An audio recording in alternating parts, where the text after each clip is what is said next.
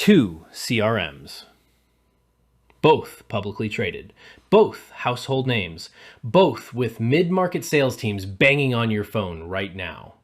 One has spent the last 3 years rebuilding itself around AI agents and a unified data layer. The other has spent the last 3 years quietly outshipping its larger rival on developer experience, on free tier generosity, and on time to value. So the question every mid-market CRO and CIO is asking in 2026 isn't which is bigger, it's which one actually wins for a 500-seat sales org with 70 million in revenue and a real pipeline to instrument. Today we answer that. No vendor sponsorship, no fence sitting, full stack, full verdict. Here's how this episode is structured. First, the elephant in the room. Both products have changed enormously in the last 2 years. If your last hands-on impression is from 2022 or 2023, throw it out. Neither company sells what they used to sell. Salesforce in 2026 has effectively repositioned itself from a CRM into what they now call an agentic platform. The core sales objects, account, contact, opportunity, are still there.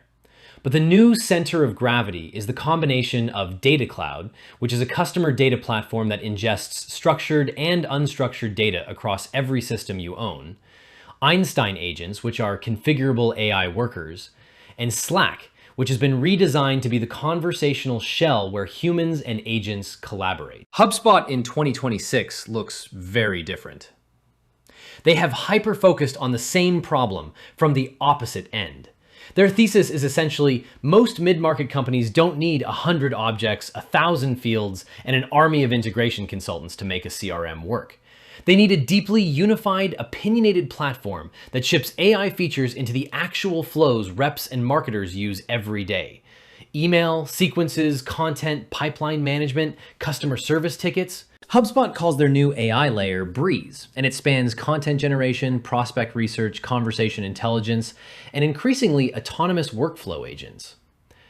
The pitch is you don't bolt AI on, you don't pay extra per seat for it in most cases.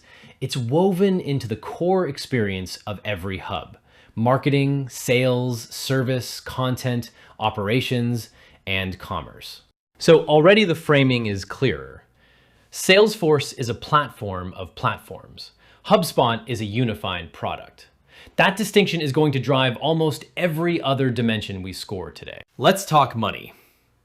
Because the sticker price you see on the website is, in both cases, very different from what mid-market deployment actually costs. Salesforce Sales Cloud Enterprise lists at roughly $165 per user per month as of early 2026.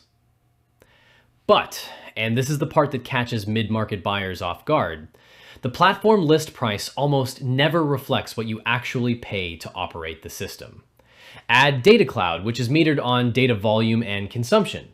Add Einstein agent licenses, which are typically priced separately per agent or per conversation. Add sandbox environments. Add the third-party integration platform you'll inevitably need. In our experience modeling actual mid-market deployments, 500 seats, 3 connected source systems, 2 business units. Total cost of ownership over 3 years for a typical Salesforce implementation lands somewhere between $400 and $850 per user per month, all in. That includes platform, add-ons, integration, and a realistic estimate of internal admin headcount. HubSpot's pricing structure is fundamentally different. They sell hubs: marketing, sales, service, content, operations, commerce, and within each hub, tiers from starter through enterprise. A mid-market customer typically lands on Sales Hub Enterprise and Marketing Hub Enterprise, which together list around $150 to $180 per paid seat per month, depending on contact volume and feature mix. Here's the kicker for mid-market math. HubSpot includes a generous amount of functionality at the enterprise tier without per feature unbundling. Automation, custom objects, advanced reporting, AI tooling, sandbox. You still pay for contact volume bands, and Service Hub is a separate purchase if you need it. But the all-in TCO for a comparable 500-seat deployment typically lands in the $200 to $400 per user per month range. In other words, roughly half of an equivalent Salesforce deployment, all in. Now, before the comment section fills up, yes, HubSpot can absolutely cost more once you load on every premium feature and have a million contacts. And yes, Salesforce can be optimized down with discipline. But across the dozen mid-market migrations and renewals we've reviewed in the last 12 months, the average gap is roughly 2 to 1 in HubSpot's favor on 3-year TCO. That is meaningful. Cost is one thing. Time to value is another. And in 2026, with sales cycles compressing and AI productivity expectations climbing, time to value is arguably the single most important number on the spreadsheet. Across the cases we reviewed, the average Salesforce mid-market implementation took 8 to 14 months to reach what the customer would describe as first material business outcome. That is, not just users logged in, but pipeline data flowing cleanly, reports trusted, automations replacing manual work, and at least one ROI positive use case live. For HubSpot, the same milestone was averaging 4 to 7 months.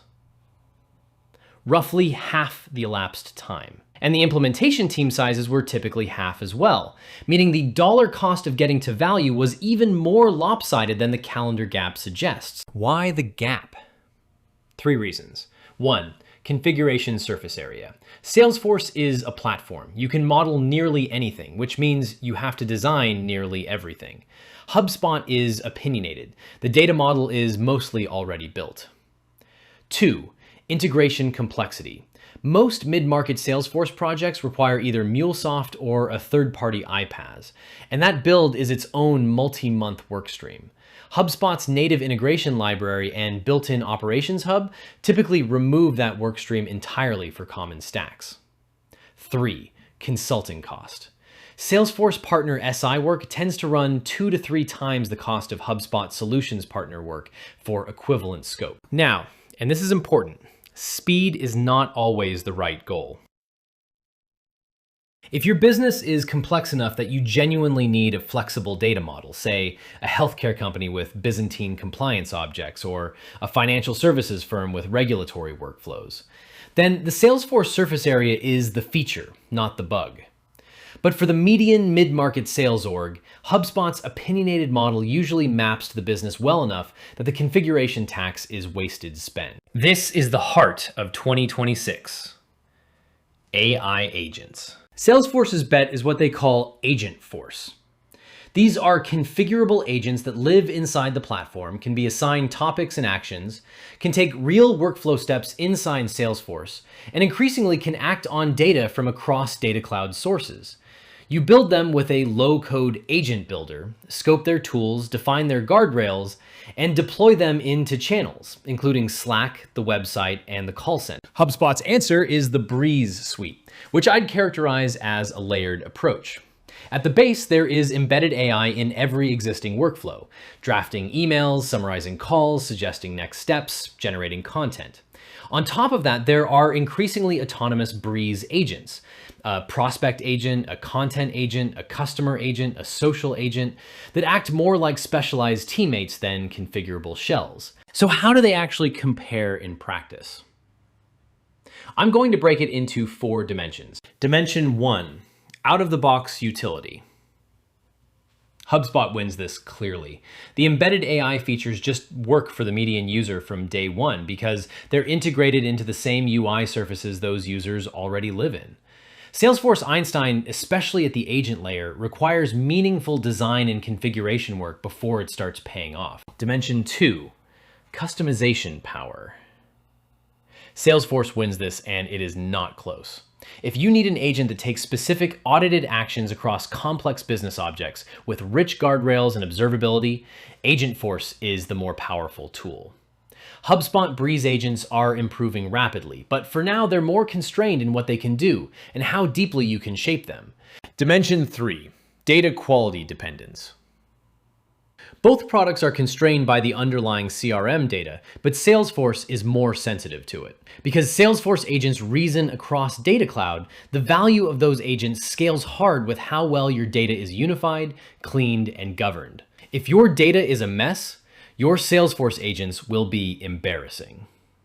HubSpot's smaller, more contained data graph is more forgiving, though obviously also less powerful at the top end. Dimension 4, pricing model. Salesforce prices Einstein agents on a metered consumption model, typically per conversation, per action, or via a credit bundle.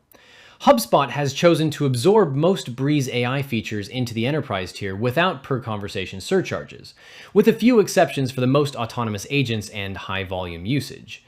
The Salesforce model is more predictable for high-value, low-volume agents. The HubSpot model is more predictable for high-volume, broad use across many users. Net of all 4 dimensions, HubSpot's AI is better. Today, for the median mid-market sales rep on the median day. Salesforce's AI is more powerful at the ceiling, but you pay for that ceiling in dollars, in configuration time, and in data discipline. No CRM lives alone. Whichever you pick, it has to plug into the rest of your stack. ERP, marketing automation, data warehouse, customer support, e-signature, billing, identity, and a dozen others. Salesforce has the deepest ecosystem in enterprise software, period. Their App Exchange has roughly 7,000 published apps. If you need an obscure vertical extension, say a clinical trial management module or an oil and gas joint venture accounting layer, there's probably a Salesforce package for it. The depth is real, and it is a moat. HubSpot's marketplace is smaller, somewhere around 1,800 apps. But the coverage of standard mid-market needs is genuinely high, and the integration quality tends to be more uniformly polished. The trade-off is depth for consistency. Salesforce has more, but the quality variance is wider. HubSpot has fewer, but most of what you'd want is there and works well. 2 other ecosystem dimensions matter: developer experience and partner network. Developer experience. HubSpot has invested heavily here in recent years. Modern APIs, real OAuth, sane webhooks, a serverless functions runtime, well-documented SDKs, and a public app developer program. Salesforce's developer surface area is enormous, but it is also genuinely complex. Apex, Lightning Web Components, Flow, multiple metadata systems. For a mid-market team without dedicated Salesforce engineers, that complexity is a meaningful tax. Partner network. Salesforce wins decisively on global SI scale. Accenture, Deloitte, Cognizant, Capgemini, all the names. If your project is global, complex, and politically high stakes, you can find a familiar partner everywhere. HubSpot's partner ecosystem skews smaller and more boutique, which is often a feature for mid-market. You get senior attention rather than being a small fish at a global SI.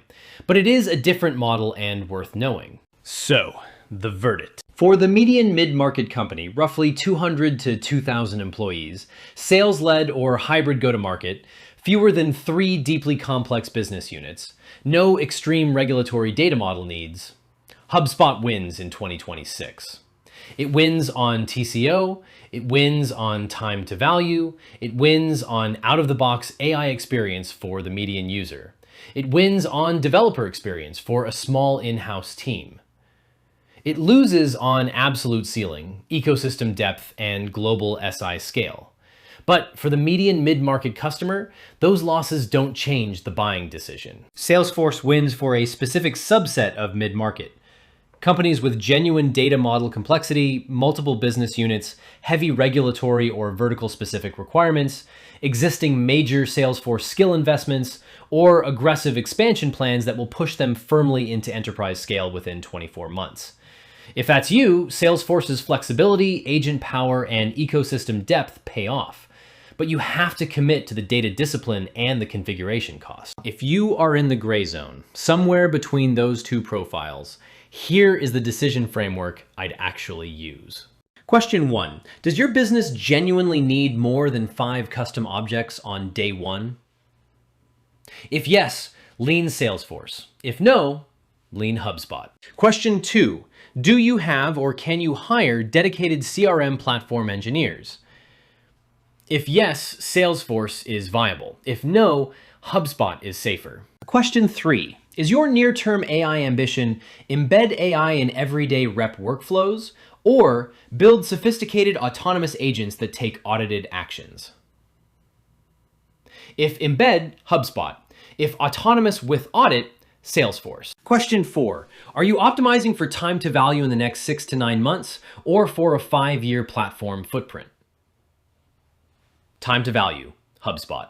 Long horizon platform with budget to match, Salesforce. If your answers split evenly, default to the cheaper, faster, more reversible option, which in 2026 is HubSpot. You can always migrate up. You almost never migrate down without pain. One last point before we close. The honest truth is that CRM is one of the most expensive, most strategic, and most reversible only with pain software decisions a mid-market company will make.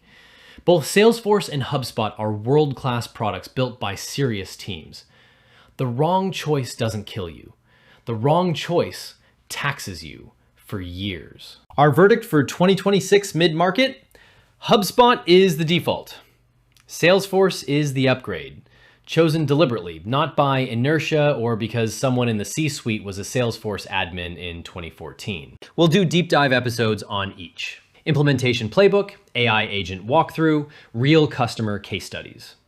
If you want those, subscribe, and the work keeps coming. Full stack, full verdict. No sponsorship from either vendor. If that's the kind of review you want more of, hit subscribe.